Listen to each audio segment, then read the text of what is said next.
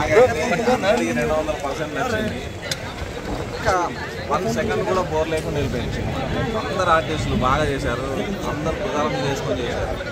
First హాఫ్లో అయితే ఆ కామెడీ సీన్స్ మనకు చూస్తుంటే విజువలైజ్ పాతగానే అనిపిస్తుంది, కానీ ప్రతి డైలాగ్లో కొత్తదనం ఉంది. మేకింగ్ స్టైల్, స్క్రీన్ ప్లే, అసలు డైరెక్టర్ గ్రేట్ అమ్మా.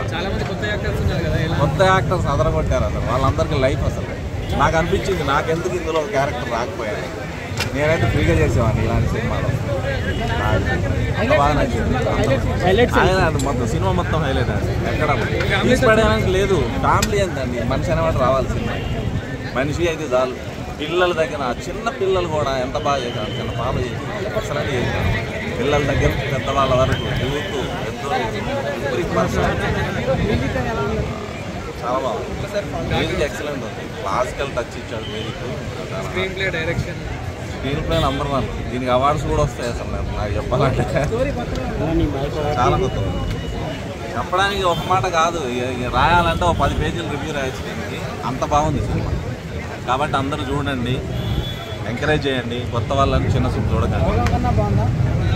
అది వేరు, ఇది వేరు. దీని స్థాయిలో ఇది అద్భుతంగా. ఆడియన్స్కి ఏం చెప్తారు సార్?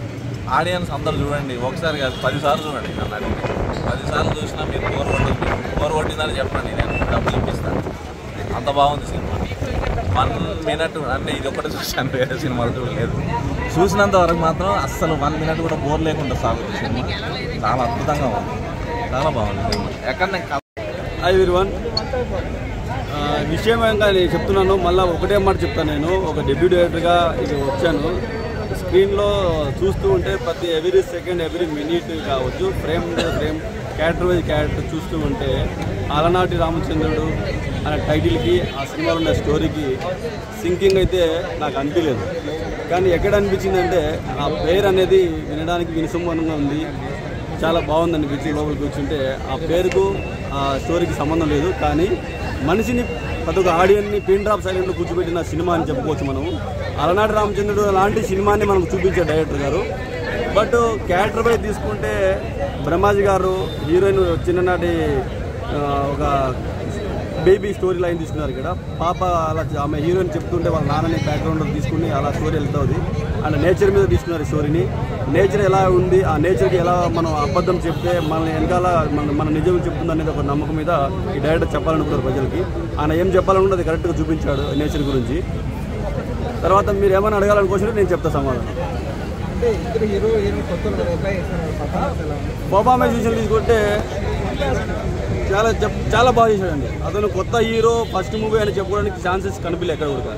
డైరెక్టర్ గారు ఒక ఏం చెప్పి ఉంటారో, ఆయన స్టోరీ లైన్ ఎక్స్ప్రెషన్ ఎలా చెప్పారో ఆ ఎక్స్ప్రెషన్ కరెక్ట్గా ఆయన పండించాడు, చూపించాడు. ఈ హీరో ప్లేస్లో ఇంకో హీరోని మనం ఊహించుకోలేకపోతున్నాం. ఆయనే కరెక్ట్ అనిపించింది నాకు తెలిసిన సినిమాలో. ఆ సీన్స్ కానీ ఆ కామెడీ కానీ పెద్దగా అనిపించలేదు. సో నేను ఎప్పుడైతే ట్రైలర్ టీజర్ చూసానో అసలు ఆసం అనమాట. ఇంత చిన్న సినిమా అనుకున్నా స్టార్టింగ్. నేను ఆడిషన్కి వెళ్ళినప్పుడు కూడా చిన్న సినిమానే అనుకున్నా. ఇంత బాగుంటుందని నేను అనుకోలేదు. అస్సలు మ్యూజిక్ అయితే వేరే level, AR Rahman level music. ప్రామిస్గా చెప్తాను అందరికీ, మ్యూజిక్ అయితే సూపర్ ఉంది. సాంగ్స్ అన్నీ సూపర్ ఉన్నాయి. హీరో కూడా ఫస్ట్ టైం డెబ్యూ మూవీ హీరోది. హీరో కూడా చాలా సెటిల్డ్గా, వెరీ సెటిల్డ్గా, చాలా బాగా చేశాడు. ఇన్నోసెన్స్, ఆ సెటిల్స్ అంతా. హీరోయిన్ అయితే ఇంకా చెప్పక్కర్లేదు, హీరోయిన్ కూడా బాగా చేసింది. ఇంకా దీంట్లో బీడీ గ్యాంగ్ అని ఒకటి ఉంటుంది. దాంట్లో మన రామ్ సేఠ్జీ తెలుసు కదా అందరికి, కమెడియన్. సో అతనితో కలిసి నేను కాంబినేషన్లో చేశాను. సినిమా అయితే చాలా బాగుంది. బ్రహ్మాజీ గారి రోల్ ఉండేది కొద్దిగా, కానీ చాలా బాగుంది. అంటే ఇంటెన్సిటీ ఎక్కువ ఉంది. ఒక ఫాదర్గా చాలా బాగుంది. హైలైట్ సీన్స్ అంటే music and songs, hero and heroine. Hero చాలా సెటిల్గా చేశాడండి ఫస్ట్ టైము. సో అంత సెటిల్గా చేస్తానని నేను అనుకోలేదు.